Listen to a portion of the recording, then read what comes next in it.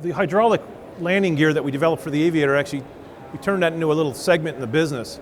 And we got fairly adept at working with landing gear systems, hydraulic ones. And most notably, our work with landing gear was featured on the Boeing X-48 project. That's the blended wing body that the Boeing group is doing right now. And it's a very successful UAV. It's flown, I think, more than 100 times already.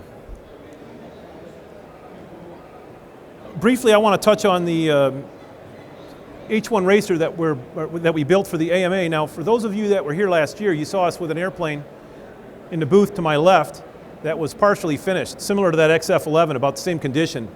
And we had a H-1 racer that we were building at the time without too much regard for weight, other than that we were going to make it a whole lot lighter than the one we built for the Aviator program. That was about a 450 pounder, the first one. So this second one was scheduled to come in at about 225 pounds, and we were informed last year at the show that we needed to be at 125 pounds in order to fly at the AMA events. Actually, what we did first is go back to the drawing board and see if we could do it. We thought we could get pretty close to 125, so we decided we'd take a calculated risk and try and build the airplane, and we did. So the next 3 months, I would say post like February, March of 2011, we started in on this third H-1 racer that's 100% carbon fiber and made from the best, lightest materials we get our hands on. We hired specifically talented people to come in and help us with the composite work. The primary reason for that plane being as light as it is, at 122 pounds, is the use of carbon fiber and resin infusion. And this side of actually having carbon fiber pre-preg and autoclaves, which we didn't have access to, we were forced to use this method here, and it actually worked out really well. These are pictures here of some of the guys constructing the plane. There's one of our guys doing final assembly there. We did use fiberglass on the tail cone, I forgot about that. We made a new cowl for the airplane, and we used a fellow by the name of Larry Marley, who's a very talented woodworker here in Southern California. And Larry was kind enough to modify his wood shop to accommodate this wood buck for us for the cowl that turned out to be almost a little piece of art, really. It was made out of these solid pieces of wood, and Larry turned that piece down into a perfect shape of our H-1 racer cowl that we used as a pattern to make the molds from. Here's the landing gear. The landing gear actually for the third airplane posed as much of a challenge as the initial one that we did for the second H-1 racer. So we had to set the other landing gear aside that we had built. Those were like 25 pounds per side in terms of weight. And we came up with this carbon fiber design. And the difference was probably half. The set of the replica landing gear weighed about 25 pounds per side.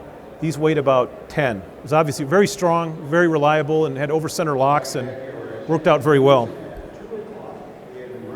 We made molds of the wing and pulled parts from those, all carbon fiber, and then reinforced them with carbon fiber strips. And then this is the fuselage. A lot of people probably don't know this, but if you look at that plane that's, again, over there to my left, you might mistake that covering on there for paint. It's not. That's a 3M product.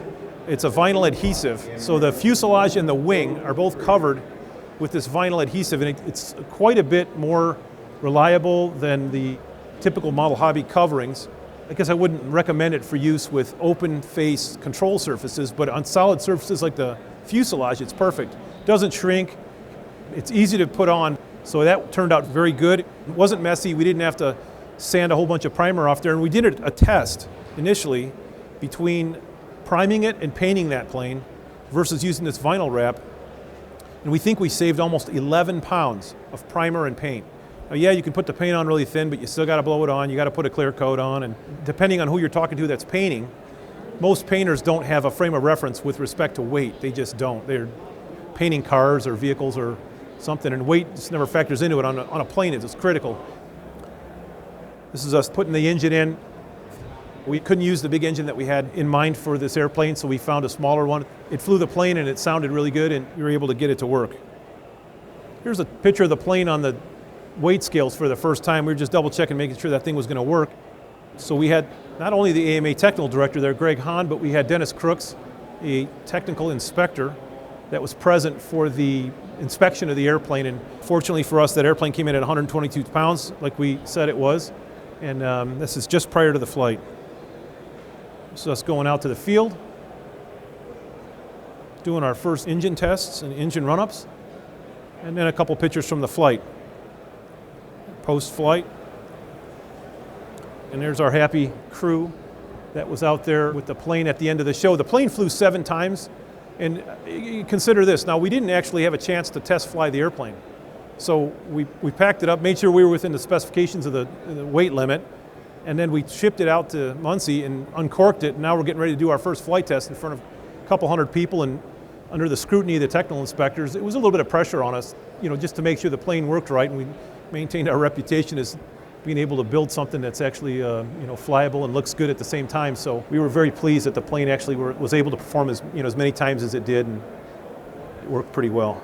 So we had one problem with the plane. We went out there and we didn't have uplocks on the retracts.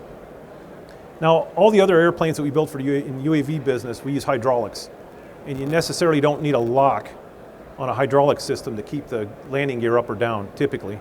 In some instances, but typically not.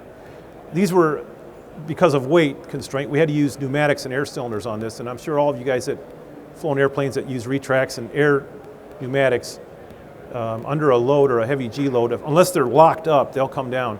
And what we found on this plane is, since we didn't have those uplocks installed, the rotation of the propeller and prop wash pushed one of the landing gear up, the port side one, and it would pull the starboard side down. And we could tell if you came off the throttle hard enough in flight, like chop the throttle to the point where there was very little prop wash, the gear would come up. So we've since fixed that. There's an uplock system in that plane now. A little bit later, you're going to hear from Greg Hahn. He was the pilot of the H-1 Racer. Greg's a very talented scale modeler. He's got a lot of experience with scale airplanes. He's going to explain a little more about how the plane handled from an operational standpoint. He can take some questions and answers on the H-1 and how it flew and how we built it.